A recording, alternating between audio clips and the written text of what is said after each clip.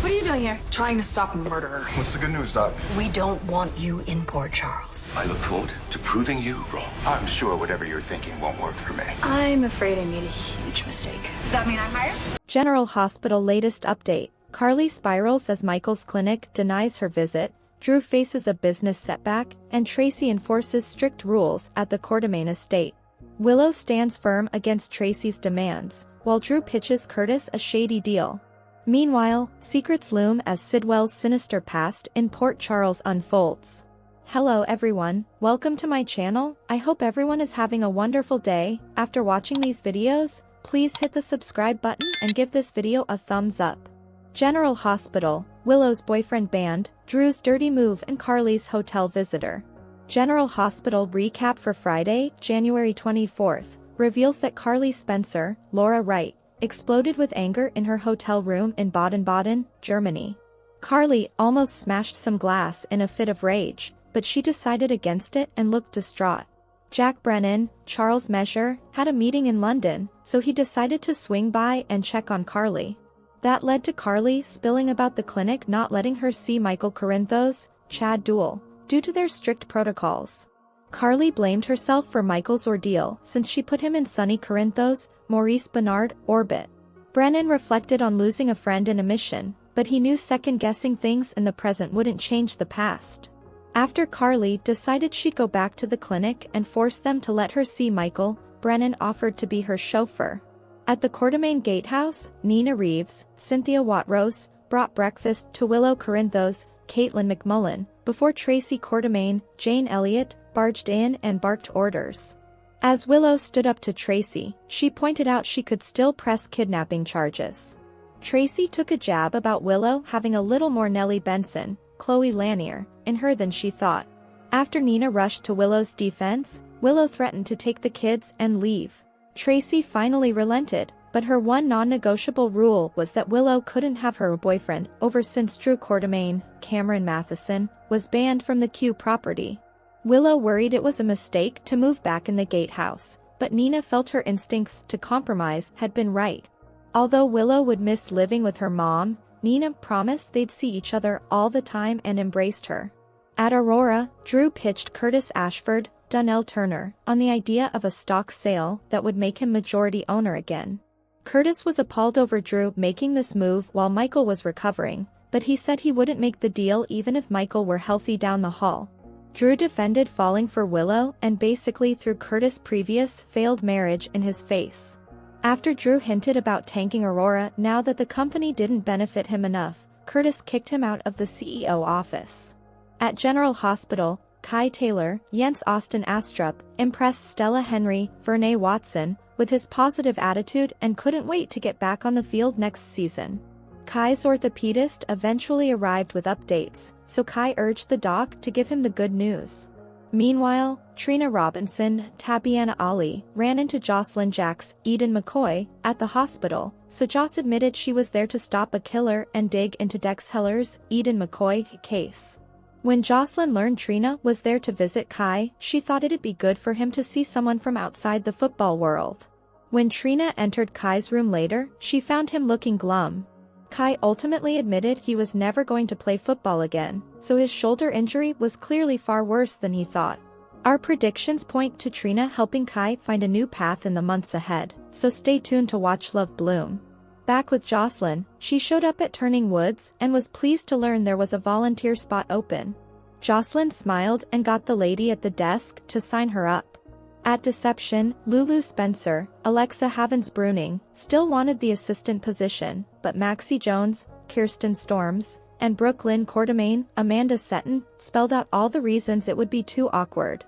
Just when it seemed like Lulu was ready to accept that, Tracy showed up and learned Lulu had applied for the job. Once a thrilled Tracy offered to double the salary, that was an offer Lulu couldn't refuse. In Laura Collins, Jeannie Francis' office, she met with Jen Sidwell, Carlo Rhoda, in her office. Anna Devane, Finola Hughes, was there too, so Sidwell faced backlash over all the chaos that happened in Africa. However, Sidwell acted like he hadn't broken any laws. The topic of Sasha Gilmore Corbin's, Sophia Matson, kidnapping and the warehouse explosion came up, but Sidwell suggested no one had accused him of anything. Sidwell was determined to do business in Port Charles, but Laura didn't think many people would be willing to work with him there. After Sidwell looked forward to proving Laura wrong, he took off. Anna eventually spoke to Laura about the timing of Sidwell's arrival in Port Charles since Sonny Corinthos, Maurice Bernard, penthouse just blew up. It raised suspicions, so Anna decided to see if she could connect that explosion to the one at the warehouse. General Hospital spoilers say Sidwell could make some other sinister moves as his storyline heats up. Today's next update, Tracy pulls rank over Brooke Lynn and Maxie at Deception, and Laura issues a warning to Sidwell. Friday, January 24, 2025, today on General Hospital, Willow stands up to Tracy, Kai gets bad news, and Curtis turns Drew's idea down. Carly returns to her hotel room in Germany and is a wreck. There is a knock at the door, Carly answers it, and it's Brennan. She asks what he's doing here. He explains that he had a meeting in London and came to check on her, and it seems he was right to do so. Carly invites him in and suggests they order room service. They sit down for some tea and discuss Michael's decision to be here and at this clinic. She laments that she isn't being given access to her son, so he suggests she could transfer him to Johns Hopkins. Carly says this clinic was Michael's choice. Carly is even more emotional because Michael was burned because of Sonny, and she brought Sonny into Michael's life. Jack tells her there is no point in dwelling on mistakes of the past, as it's a path to madness. Jack tells her that early in his career, a mission went wrong, and a fellow agent was killed. He lost a good friend, but he couldn't preoccupy his thoughts with, what if, as you can't change the past. Carly has had to face that scenario before when she lost her son, Morgan. Carly plans to go back to the clinic and see Michael. This time, she won't let them keep her out. Jack offers her a ride, and she accepts. At the gatehouse, Willow leaves Drew a message letting her know she and the kids are okay. Nina arrives with breakfast for her and the kids and asks how being back here is. Willow admits she feels she made a huge mistake. As they sit down to talk, Tracy waltzes in and says it's time to set some ground rules. Nina says Tracy can't barge into Willow's house, but Tracy says it's Monica's house and they are tolerating Willow's presence. Willow informs Tracy she only came back here for Monica's sake. She threatens to have the kidnapping charges against her reinstated, which she could easily do. Tracy calls Willow untrustworthy and says there is a little more Nellie in her than she thought. Nina defends her daughter and says Tracy has no right to talk about Nellie. Willow points out she can up and leave with the kids, and Tracy will have to explain that to Monica. Tracy backs down but says there is one non-negotiable condition, and that is Drew cannot visit her as he's banned from this property permanently. Tracy leaves, and Nina says she's proud of Willow for standing up to Tracy. Willow says she couldn't have done it without her mom. However, she's wondering if she should do as Drew suggested, take the kids, and move back in with Nina. Nina tells Willow that she compromised with Sonny and Carly, and with Tracy, so keep trusting her instincts. The effort she is putting in will lead to an amicable resolution between her and Michael when the day comes. Willow agrees to stay but says she will miss her mom. Nina says she won't give her a chance as she'll be here all the time. Willow is happy to hear, and they hug. Drew arrives at Aurora to talk to Curtis, but his former friend doesn't think Drew has anything to say that he wants to hear. Drew knows he hurt him and made mistakes, but he wants them to try and pivot away from his mistakes and find something that can work for the both of them. Curtis doubts he can say anything to sway him. Drew asks him, for the sake of how long they've known one another, to hear him out. Drew hates not having control of his company, a company he created. He feels they can come up with a stock sale that gives him ownership of his company back, and he'll honor Curtis' contract. Drew says Michael's moves were only to punish him, and he sees Curtis is doing well in the CEO role, so it makes sense he gets ownership back. Curtis says he'd rather resign than take Drew's deal. Curtis states he wouldn't betray Michael if he was in the office down the hall, and he won't do it when he's in a burn unit. He says it was Michael who warned him about his dear friend Drew, a man he doesn't even recognize. Curtis asks. Drew explains when he was given the opportunity to run for Congress, he was exposed to a whole new world, and he and Willow ended up developing a real connection. Curtis says, whatever you have to tell yourself. Drew points out not all marriages last, both of their first ones didn't. He says pushing Willow away won't help Michael or Willow at this point. He also knows he made mistakes that led them to where they are now. Curtis says Michael will recover, and he would rather have Michael in his corner than Drew. Drew gives Curtis one final chance to consider his offer, as without Aurora's money behind him in Congress, he has no reason to protect the company. Curtis can't believe he'd sink the company and orders him to get the hell out. Trina spots Joss in the hospital halls and asks what she's doing here. Joss says she's stopping a murderer. Joss explains she is trying to get answers about Dex's death. Trina understands. Joss asks her friend if she's here to see her mom, but Trina admits she's here to visit Kai. Joss thinks it will be good for Kai to see her. She says Trina isn't from the football world, which is Kai's whole identity, so she will be good for him. Joss asks what's in the bag she has, and Trina says she brought him some shakes and bars from Aurora Wellness. Joss decides to head off and says she'll see Trina at home. Stella visits Kai, who is hopeful he's getting out of the hospital really soon. Stella says he has a lot of work ahead of him, and she doesn't want him to push it and set his recovery back. Kai promises not to do anything that will get in the way of his progress. Stella urges him to take the time to heal, as he has his whole life ahead of him, and he'll need his arm when he's done with football. Kai tells her that he can't enter the draft this year, so he'll be at PCU for another year. Stella admits she likes hearing that, as she loves watching him play for their home team. The doctor comes in, and Kai asks what the good news is. Meanwhile, Stella departs and runs into Trina in the hall. Stella is glad that Trina has come to see Kai, and feels it will do him good. Trina goes to see Kai, whose entire expression has changed. Kai says he just talked to the orthopedist and will never play football again. Joss visits Turning Woods and asks the woman at the front desk about a volunteer position. The woman says there is one slot open, so Joss asks her to sign her up. Lulu shows up to see Maxie at Deception, but she's not in her office. When the phone rings, Lulu answers it as Maxie comes in, listens in, and tells her that her technique has improved since Crimson. Lulu asks if that means she's hired. Maxie says she's overqualified and would be miserable here. Lulu asks what is really going on. Why doesn't she want her to have this job? Brooklyn arrives and asks why Lulu is here and if Maxie hasn't told her that they aren't hiring her. Lulu realizes Maxie was trying to protect her from Brooklyn's decision. Brooklyn explains she has a stake in this company, and Lulu would be her assistant, which would make for an uncomfortable work environment. Lulu doesn't understand why Brooklyn hates her, as she didn't come in between her and her boyfriend. Brooklyn did that to her.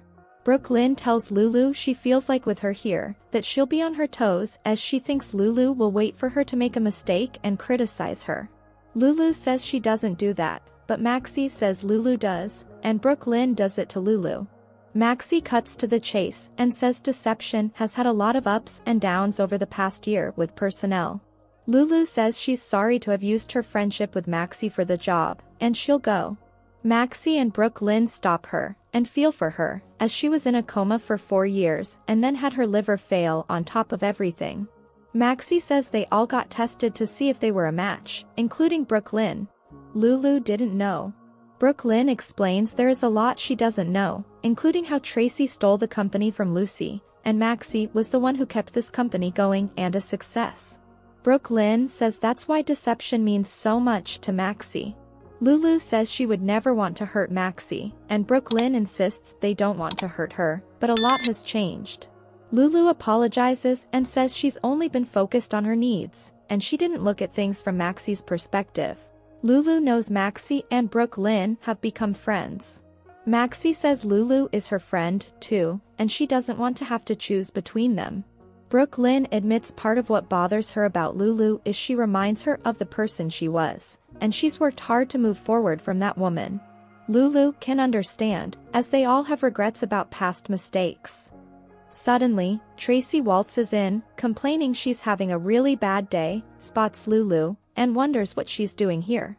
Maxie explains Lulu was thinking about applying for the assistant position.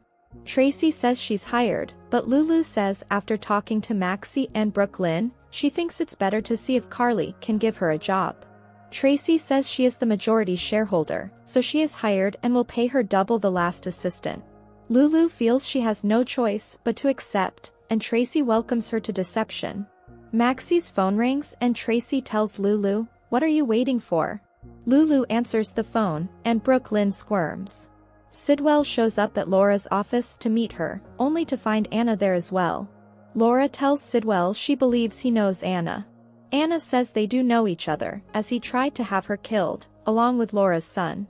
Sidwell says he feels terrible about the situation with Lucky in Africa. Laura says, "You mean holding my son hostage and forcing him to play cards to stay alive?" Jen says Anna, Jason and Lucky lied to him and were a threat to his business.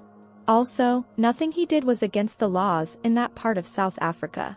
Anna points out that holding Sasha hostage and blowing up a building is against Port Charles's laws. Jens notes nobody has accused him, have they? He explains he's just an importer and wants to base his North American part of his company out of Port Charles.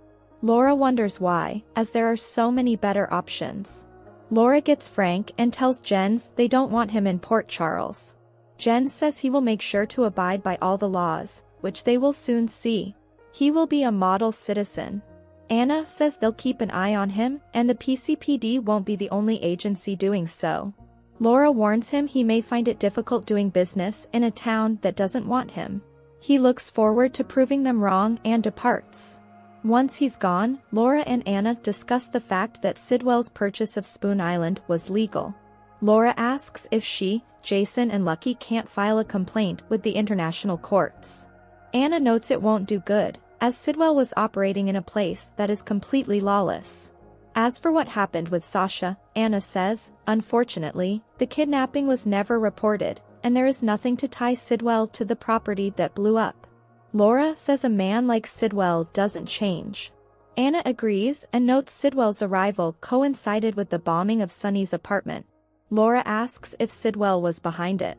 Anna can't say, but is going to compare the evidence from Sunny's apartment with the warehouse that blew up, and maybe if they can connect them, it will connect back to Sidwell. On the next General Hospital, Liz and Lucky discuss their plan to question Turning Woods employees, which Liz has some reservations about. Laura tells Lulu he might be headed for trouble. Drew meets with Martin and says, "Banning me from seeing Willow? They've got another thing coming." Willow tells Chase, "I will take you up on that." Christina is concerned to learn Sunny is planning to travel, and thinks it's not the best time. Jason yells at Anna, "I need you to do something more for him, now." Thanks for watching this videos, please hit the subscribe button for more updated news.